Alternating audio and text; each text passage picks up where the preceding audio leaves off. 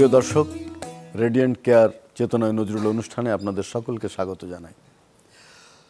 আমাদের জাতীয় কবি কাজী নজরুল ইসলামের অনন্য সব সৃষ্টি, তার সঙ্গীত, তার কবিতা, তার প্রবন্ধ, তার শিশুতোষ রচনা এবং নজরুল এই সাহিত্য চর্চার বাইরে সাংবাদিকতা করেছেন। তার যে সম্পাদকীয়, অসাধারণ সব সম্পাদকীয়, সেই সম্পাদকীয় পড়ে ব্রিটিশ গভর্নমেন্ট তাকে রাজদ্রোহী আখ্যা দিয়েছিলেন এবং পরবর্তী পর্যায়ে তিনি কারাবরণ করেছিলেন। তিনি বাঙালি জাতির জন্যে, ভারতবর্ষের মানুষের জন্যে এমন কোনো ত্যাগ নেই যে করেননি। এই ত্যাগী, এই সাহসী, এই দুর্বিনীত, এই দুঃসাহসী মানুষটি বিদ্রোহী কবির অভিধায় আমাদের কাছে চিহ্নিত। তিনি শুধু বিদ্রোহী নন, তিনি প্রেমের, তিনি বিরহের, তিনি সর্বমানবিক এক কবি। এই কবির জীবনের নানা দিক আছে, সেই দিকগুলো নিয়ে আমরা এখানে আলোচনা করি। আজকে আমাদের সঙ্গে আছেন দেশের প্রখ্যাত আলোকচিত্র শিল্পী, শুধু দেশের না, আন্তর্জাতিক পর্যায়ে যে কজন আলোকচিত্রী আছেন আমাদের দেশের, তার মধ্যে তিনি অন্যতম প্রধান। আমাদের দেশের ঐতিহ্য এবং আমাদের দেশের সংস্কৃতি, সে সংস্কৃতির সঙ্গে আমাদের আলোকচিত্রের যে একটা সম্পর্ক, সেই সম্পর্কই তিনি আবিষ্কার করবার চেষ্টা করেছেন সারা জীবন ধরে। নাসির আলী মামুন, আপনাকে স্বাগত জানাই আমাদের এই আয়োজনে। আমাদের সঙ্গে আছেন তরুণ শিল্পী, একেবারে তরুণ শিল্পী রোজাবেল, এবং আমরা খুব আনন্দিত যে এরকম তরুণরা নজরুলের গান নিয়ে সামনে এগিয়ে যাচ্ছে এবং ভালোভাবে গাইছে নজরুলের গান। নজরুলের গান গাওয়া সত্যিই কঠিন, কিন্তু রোজাবেল সেই সব শিল্পীদের একজন যে সঠিকভাবে সুন্দর করে নজরুলের গান উপস্থাপন করে। তাকেও স্বাগত জানাই। আজকে আমাদের কিবোর্ডে আছেন সজীব নূর, তিনি চমৎকার করে বাজান আমাদের নজরুলের গান, তাকেও অনেক অনেক ধন্যবাদ। ধন্যবাদ অপূর্ব তবলায় আছেন আজকে আমাদের সঙ্গে। আমি প্রথমেই যাব নাসির আলী মামুনের কাছে। মামুন ভাই, আমি সেই একেবারে তারুণ্য থেকে আপনাকে চিনি। এস.এম. সুলতানের ছবি তুলবার জন্য যশোরে যেতেন, তারপরে নজরুল ইনস্টিটিউটে আসার পরে আপনাকে চিনলাম, তার আগেও চিনলাম। আমরা লেখক হিসাবে, কবি হিসাবে আপনার আলোকচিত্রের মুখোমুখি, আপনার ফ্ল্যাশের মুখোমুখি দাঁড়িয়েছি। কিন্তু নজরুলকে আবিষ্কারের জন্য আপনি যে একটা মহৎ শ্রম দিয়েছেন, সেই শ্রমের কথাটি একটু যদি সংক্ষেপে বলেন। বাংলাদেশের নজরুল, এই যে দৃশ্যশিল্পের কিছু কাজ আমি করার চেষ্টা করেছি, এগুলো কিন্তু ওই তৎকালীন সময়ে যখন উনি 1973 সালে আসলেন, ওই ছবিগুলো যদি তুলে না রাখতাম, তার প্রথম বাংলাদেশে সালে, এটা 1973 সালে, 73 সালের কথা, মে মাসে। তো তখন অনেক ছবি তুলেছিলাম। সেই সব ছবি আমি বিভিন্ন সময় প্রদর্শনী করেছি। সেই সব ছবি নিয়ে যখন আমি কবির জন্মগ্রাম আসানসোলের চুরুলিয়া গ্রামে গেলাম, সে এক অবিস্মরণীয় গল্প। 1987 সালে তখন সবাই, কলকাতা থেকে অনেক অতিথি এসছেন সেখানে, বিরাট নজরুল মেলা, কয়েক হাজার মানুষ, এবং 3 দিনব্যাপী নজরুল মেলা, সারা দিন এবং বিশেষ করে সন্ধ্যার পরে সারা রাত। সেই নজরুল মেলায় সবাই অবাক যে বাংলাদেশের নজরুল কেমন, কোথায়, তার পোশাকটা কেমন। তখন সবাই আবিষ্কার করলো, আরে উনি তো লুঙ্গি পরা, শার্ট পরা অথবা পাঞ্জাবি পরা। কখনো কখনো উনি খুব চিন্তিত, সব আমার ছবির মধ্যে। তখন 100 ছবি ছিল বাংলাদেশের নজরুল এই শিরোনামে। কবির পুত্রবধূ কল্যাণী কাজী, তিনি উদ্বোধনী অনুষ্ঠানে ছিলেন। কাজী অনির্বাণ সম্প্রতি প্রয়াত, তাকেও স্মরণ করি আজকে, তিনিও উপস্থিত ছিলেন। এবং উপস্থিত ছিলেন নজরুল ভক্ত অনেকে, কল্পতরু সেনগুপ্ত, জিয়াদ আলী, তারা সবাই মিলে একসঙ্গে নজরুল একাডেমিতে সেই প্রদর্শনী উদ্বোধন করলেন কমরেড মুজাফফর মিলনায়তনে। সেই ছবিগুলি আমি পরে তাদেরকে আমি দিয়ে এসেছিলাম, গিফট করেছিলাম, যে বাংলাদেশের নজরুল দেখতে কেমন, আসলে এই ছবিগুলি ওইখানেই থাকুক। অসাধারণ কাজ। আপনি সর্বমোট নজরুলের কতগুলো ছবি তুলতে পেরেছেন এ পর্যন্ত? প্রায় 2000-এর উপরে হবে।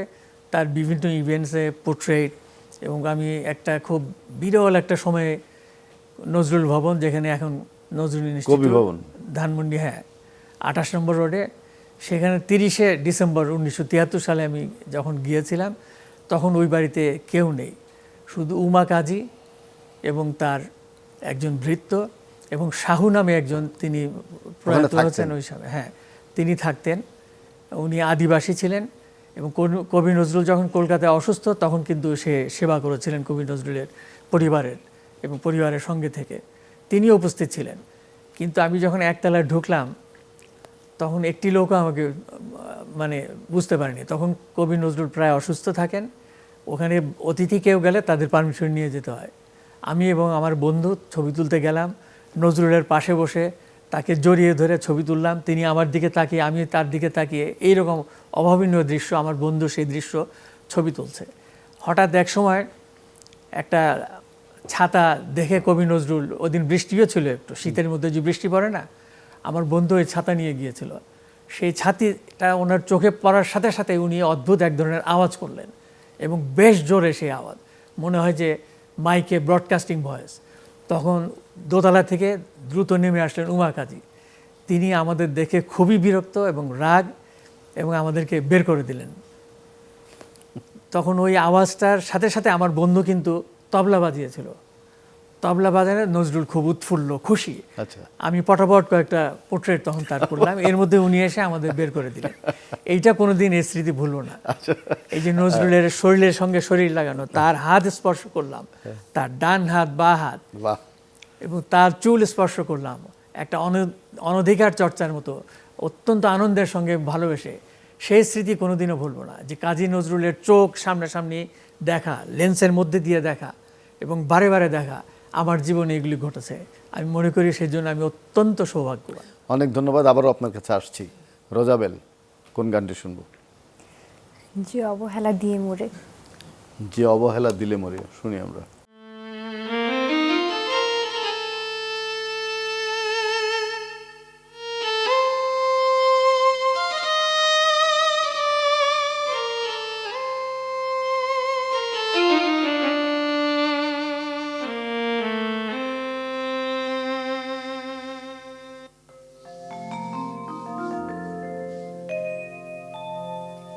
যে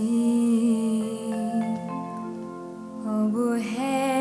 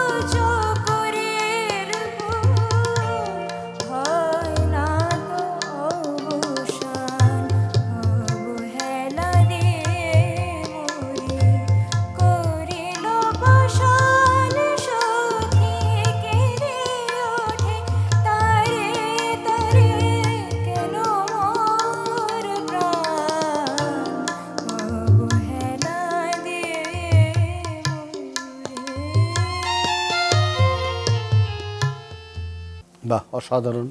অনেক ধন্যবাদ রোজাবেল। এই কঠিন গানটি এত তরুণ বয়সে আত্মস্থ করা খুব কঠিন। অনেক ধন্যবাদ, অনেক সুন্দর হয়েছে গানটি। আবারও যাচ্ছে আলোচনায় নাসর আলী মামুন। আপনার জীবনের যে অসাধারণ ঘটনা আপনি একটু আগে বর্ণনা করেছেন, এর সঙ্গে আমি যুক্ত করতে চাই যে আপনি নজরুলকে শুধু দেখেননি, ছবি তোলেননি, কিছু প্রামাণিক দলিল তৈরি করেছেন। যেরকম একটা আন্তর্জাতিক মানের অ্যালবাম আপনি, আমি, নজরুল ইনস্টিটিউটের অন্যান্য কর্মকর্তারা মিলে আমরা করেছিলাম, এবং আপনাকে আমরা দায়িত্ব দিয়েছিলাম যে কাজটি আপনি করেন, এবং সুচারুরূপে সেই অ্যালবামটি আপনি করেছেন। পশ্চিমবঙ্গে একটা অ্যালবাম হয়েছে, কিন্তু আমাদের অ্যালবামটি অনেক সমৃদ্ধ বলে আমি মনে করি। এই অ্যালবাম আরও নতুন করে বানানো দরকার। আমরা আর কি কি করতে পারি নজরুলের জন্য, ছবিগুলো নিয়ে, আপনার দালিলিক প্রমাণগুলো নিয়ে যদি আপনি একটু বলেন। কাজী নজরুল ইসলামের জন্য আমরা একটি পূর্ণাঙ্গ মিউজিয়াম তৈরি করতে পারি, যেমন নজরুল ইনস্টিটিউটের মধ্যে একটা আছে নজরুল জাদুঘর, তাছাড়া সেটা খুবই সংক্ষিপ্ত। হ্যাঁ, এবং বাংলা একাডেমি নজরুল স্মৃতি কক্ষ, যেটা জাতীয় অধ্যাপক ডক্টর কাজী মোতাহার হোসেনকে দিয়ে উদ্বোধন করানো হয়েছিল, সেটাও, এগুলি সব অনেকটা, আমি যেটা আমার ভাষায় বলি, অনেকটা মুমূর্ষু অবস্থায়। কাজী নজরুলের মতো এইরকম একটা কবির একটা পূর্ণাঙ্গ মিউজিয়াম হওয়া উচিত রাজধানী ঢাকাতে, সেটা হয় নাই।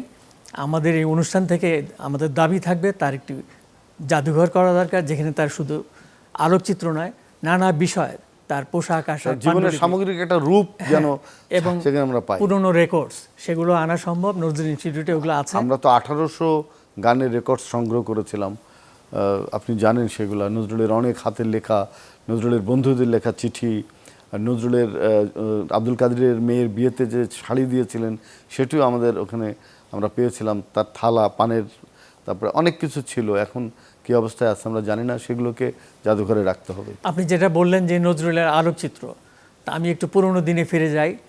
নজরুলের আলোকচিত্রের কথা উঠলে, তার ছবির কথা উঠলে, ক্যামেরা তোলা ছবি, আমাদের প্রথমেই কৃতজ্ঞতা জানানো উচিত যিনি নজরুলের সবচেয়ে আইকনিক পোর্ট্রেটগুলি তুলেছেন, পরিমল গোস্বামী। তার নাম অনেকে ভুলে গেছে, তার কথা আমাদের স্মরণ করতেই হয়।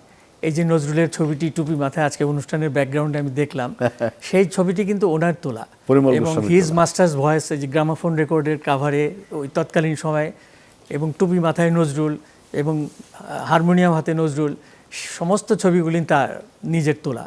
এইসব ছবি এক জায়গায় করে এটার একটা পূর্ণাঙ্গ আরেকটা অ্যালবাম তৈরি করা দরকার। নজরুল ইনস্টিটিউট, এবং আপনি যখন ছিলেন তখন যে অ্যালবামটা তৈরি হয়েছিল, সেটা কাজী নজরুল ইসলামের বিদ্রোহী কবিতার 90তম বার্ষিকীতে, 90তম, হ্যাঁ, ওই কবিতার আর কি। তো নজরুলের প্রচ্ছদের ছবিটি দিতে গিয়ে একটা মতে বিরোধ হয়েছিল। সেটা নজরুলের, আমি চেয়েছিলাম যে নজরুল 21 বছর বয়সে যখন এই কবিতাটা লেখেন, হাবিলদার নজরুল, তিনি তো তখন সৈনিক, ওই ছবিটাই কাভারে থাকুক। শেষ পর্যন্ত সেই ছবিটাই ছিল, এবং সেটা অসাধারণ। এবং সেই ছবিটার ছোট্ট একটু ইতিহাস বলি, সেটা সম্পর্কেও আমি একটু গবেষণার মতো করেছিলাম ছোট্ট। নজরুলের সেই ছবিটি বাঙালি পল্টন থেকে এসে কলকাতায় যখন উনি মোজাফর সাহেব, কমরেড মোজাফর, তার বাসায় উঠেছিলেন 32 কলেজ স্ট্রিট, সেই বাড়িতে থাকতেই তার সঙ্গে এক সেট পোশাক ছিল, অফ হোয়াইট কোট, ভেতরে একটা শার্ট এবং খাকি রঙের প্যান্ট, নিচে চোস পায়জামার মতো এরকম, আর বুট জুতা, মাথায় একটা সাদা হ্যাট। সেই কাপড়গুলো বগলে করে কাজী নজরুল ইসলাম নিজে হেঁটে বুট জুতা পরা অবস্থায় ছিলেন, কিন্তু কোটটা ছিলেন না, যেহেতু রাস্তায় হয়তো যদি ময়লা লাগে, অপরিষ্কার হয়। হ্যাট আর এবং একটা প্যাকেট হাতে নিয়ে তিনি কলেজ স্ট্রিটের খুব কাছে হাঁটা পথে, স্টুডিওর নামটা উদ্ধার করতে পারেনি, একজন ফটোগ্রাফার সেই ছবিটা তুলেছিলেন। নজরুল তখন ছবি তুলেছেন, হ্যাঁ, 4টা ছবি, অসাধারণ, ফুল ফিগার। সেই ছবি দেখলেই মনে হয় যে এর চাইতে দ্রোহী কবি বাংলা সাহিত্যে, বাংলা ভাষা আর কেউ ছিল না। ওই রকম একটা আইকনিক ছবি, ওই রকম চেহারা, ওই রকম চোখ, তেজদীপ্ত, সেই ছবি তো কথা বলে। সেই ছবির যে বডি ল্যাঙ্গুয়েজ, ওই রকম বডি ল্যাঙ্গুয়েজ আলা, ওই রকম সাহসী বীরত্বের ছবি আমি বাংলাদেশে বাংলা সাহিত্যের কোনো কবির দেখি নাই। এবং ওই সেই ছবি ওই প্রচ্ছদে ছাপা হয়েছিল। ছবিটি ছিল ব্ল্যাক অ্যান্ড হোয়াইট। সেই ইন্টারনেটে গিয়ে যে প্রথম বিশ্বযুদ্ধের সময় ভারত উপমহাদেশে হাবিলদারদের কী পোশাক ছিল, সেই সব ঘেটে ঘেটে সেই কালারগুলি, সেই ছবিটা রং করা হয় পরে ডিজিটালি। মোহন ভাই, আপনি নজরুলকে নিয়ে অনেক স্বপ্ন দেখেন, অনেক ছবি তুলেছেন নজরুলের, 2000 ছবি, এই জাদুঘরের কথা বললেন, আর কি করা যায় যদি এক কথায় একটু বলেন। আপনি যেটা এর আগেও বলছিলেন যে নজরুল গবেষণা কিন্তু হচ্ছে, কিন্তু এটার বিপক্ষে যে বাজেট, সেটা কিন্তু মুমূর্ষু একটা বাজেট। সেই বাজেট দিয়ে নজরুল গবেষণা হয় না। আর নজরুল মিউজিয়ামের কথা যেটা বললাম, এখানে তো বাজেট, প্রচুর বাজেট, একটা আধুনিক মিউজিয়াম, যেই মিউজিয়ামে একদম ইন্টারন্যাশনাল স্ট্যান্ডার্ডের ইন্টারন্যাশনাল স্ট্যান্ডার্ডে, সেই ভবনও এরকম হবে স্থাপত্য শৈলীতে, এবং কাজী নজরুল ইসলামের জিনিসপত্র যেভাবে থাকবে আলোকচিত্র সহ, সেগুলি অত্যন্ত কিউরেটোরিয়াল দিয়ে আধুনিকভাবে বিজ্ঞানসম্মতভাবে সেখানে রাখতে হবে, যাতে আগামী প্রজন্ম সেখানে গিয়ে যেন দেখতে আমরা পায়। একটা সম্মানের বিনিময়ে সেই জাদুঘরটা অবশ্যই সম্মানী দিয়ে দেখুন, শেক্সপিয়ারের জাদুঘরে যেতে গেলে সম্মানী দিয়ে ঢুকতে হয়, ইয়েটসের জাদুঘরে গেলে সম্মানী দিয়ে ঢুকতে হয়, কিংবা আপনি যদি পৃথিবীর যে কোনো বড় কবির জাদুঘরে যান সেখানে কিন্তু সম্মানী দিয়ে দেখতে হয়। এবং নজরুল জাদুঘর করলে কিন্তু এই সম্মানী দিয়ে মানুষ যাবে, যাবে, সেরকম জাদুঘর আমাদের বানাতে হবে। বানাতে হবে। অনেক ধন্যবাদ মামুন ভাই আপনাকে। কোন গানটি শুনবো রোজাবেল? এবার বন্ধু তোমার আমার চেষ্টা করব শোনাতে। রোজাবেল, তোমার গানে যাব তার আগে মামুন ভাইয়ের কাছে আরেকটি ছোট্ট কথা জানতে চাই, যে জসিমউদ্দিন এবং নজরুল পোর্ট্রেট আপনি তুলেছিলেন, সেই কথাটা যদি একটু বলেন। কাজী নজরুল ইসলাম এবং কবি জসিমউদ্দিন একই সময়ে পিজি হাসপাতালে ছিলেন।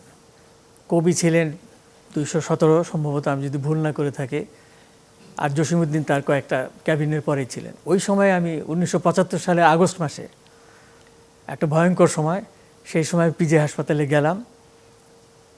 কবি জসিমউদ্দিনের সঙ্গে দেখা হলো। তাকে আমি বললাম যে আপনার পক্ষে সম্ভব, কাজী নজরুলের যে ক্যাবিন, সেখানে বাইরের লোক ঢুকতে দিচ্ছিল না, পুলিশ ছিল।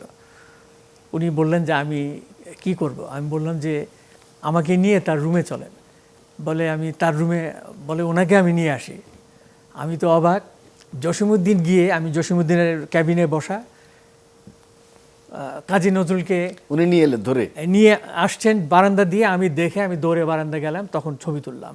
বাহ, এবং ওই আশেপাশে ছবিটা দেখেছি, আমাদের কাছে আছে। এবং নার্স, পুলিশ ওরা চলে আসছে, এবং কবি নজরুল জসিমউদ্দিনের ঘরে নিয়ে, উনি তো হাঁটতে পারেন না, কবি নজরুল নিয়ে বসালেন। তখন আমি কয়েকটা ছবি তুললাম। ছবি তুলতে তুলতেই দুই কবির ভালো ছবি পাচ্ছিলাম না। এর মধ্যে খুব অনেকটা দৌড়ে হাঁপিয়ে আসলেন ডাক্তার নুরুল ইসলাম, পিজি হাসপাতালের প্রধান।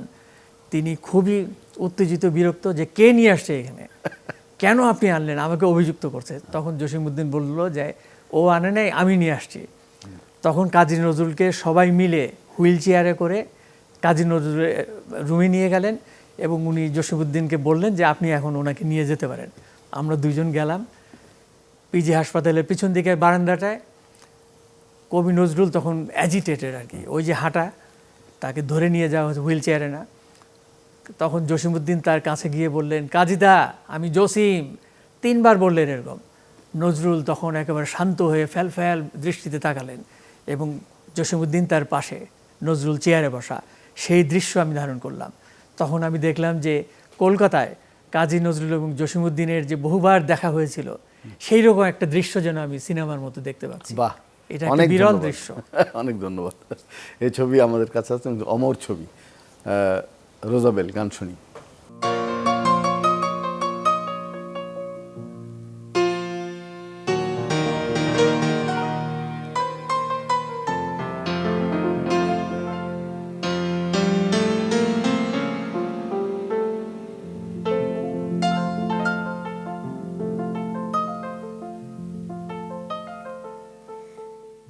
বধূ তোমার আমার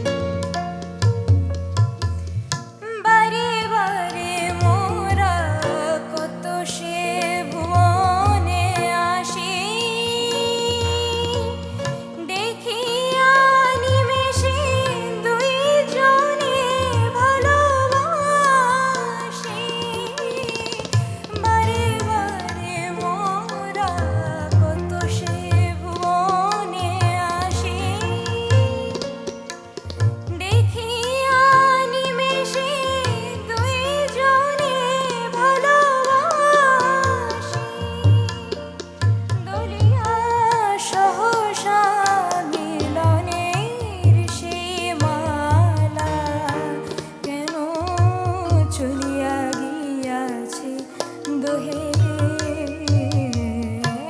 এক জনমের নহে এক জনমের নহে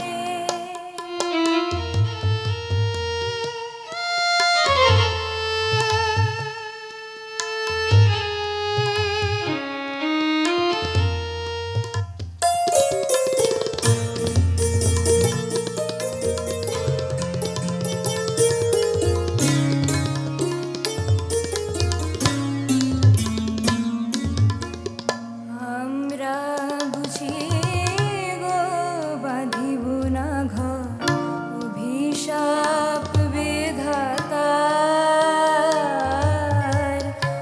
আমরা বুঝি গো বাঁধিব না ঘর অভিশাপ বিধাতার শুধু চেয়ে থাকি কেঁদে কেঁদে ডাকি শুধু চেয়ে থাকি কেঁদে কেঁদে ডাকি চাঁদার পারাবার চাঁদার পারাবার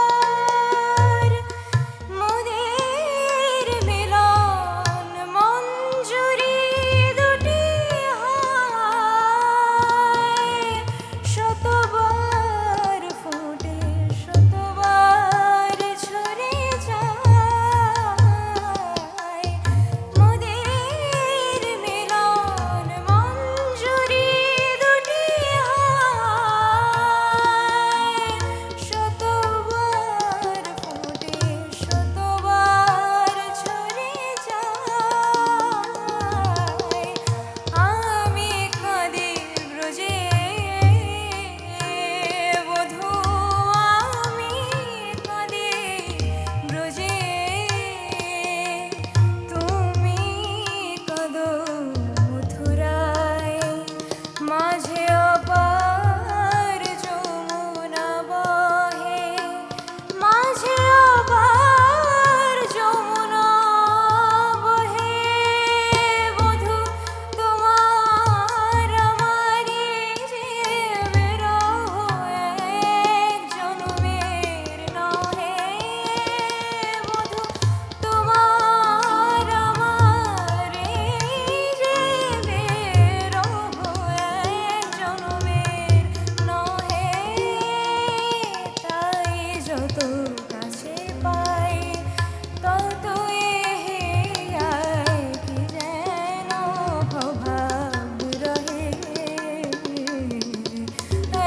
এক জনমের নহে চমৎকার গেয়েছো রোজাবেল তুমি, এবং আমরা তোমাদের উপরে আস্থা রাখতে চাই যে এই প্রজন্মের ছেলেমেয়েরা আরও ভালো গাইবে। নজরুলের যে প্রকৃত গান শুদ্ধ সুর ও বাণীতে সেটাকে তোমরা তুলে ধরবে, এটাই তোমাদের কাছে আমাদের প্রত্যাশা। অনেক ভালো থাকবে তুমি। নাসর আলী মামুন, আপনি যতদিন থাকবেন, অনেক দিন আপনি বাঁচেন আমাদের মধ্যে, নজরুলের সব পোর্ট্রেট আরও আবিষ্কার করবেন। বিভিন্ন দেশে যেগুলো আছে, পাকিস্তানে আছে নজরুলের পোর্ট্রেট, কিংবা ভারতবর্ষে যে সমস্ত জায়গায় আছে, তিনি বিদেশে গিয়েছিলেন সেসব পোর্ট্রেট যদি আরও দু একটা পাওয়া যায়, তো সেটা আমাদের মিউজিয়ামকে সমৃদ্ধ করবে। আপনাকে অনেক ধন্যবাদ। ধন্যবাদ সজীব নূর, ধন্যবাদ অপূর্ব, এবং সর্বোপরি রেডিয়েন্ট কেয়ার চেতনা নজরুল অনুষ্ঠানে আজকে যারা দর্শক তাদেরকেও ধন্যবাদ যে আমরা আজকে আয়োজনে সত্যি আনন্দিত যে নাসর আলী মামুন এসেছেন এবং তিনি নজরুলকে যেভাবে দেখেছিলেন, যেভাবে ছবি তুলেছিলেন, আরও যেসব ছবি সংগ্রহ করেছেন তা নিয়ে আমরা একটি আন্তর্জাতিক মানের মিউজিয়াম নির্মাণের স্বপ্ন দেখি। সেই স্বপ্ন সফল হোক। আপনারা আমাদের সাথে থাকবেন সেই প্রত্যাশাই শেষ করছি। সবাই ভালো থাকবেন, সুস্থ থাকবেন।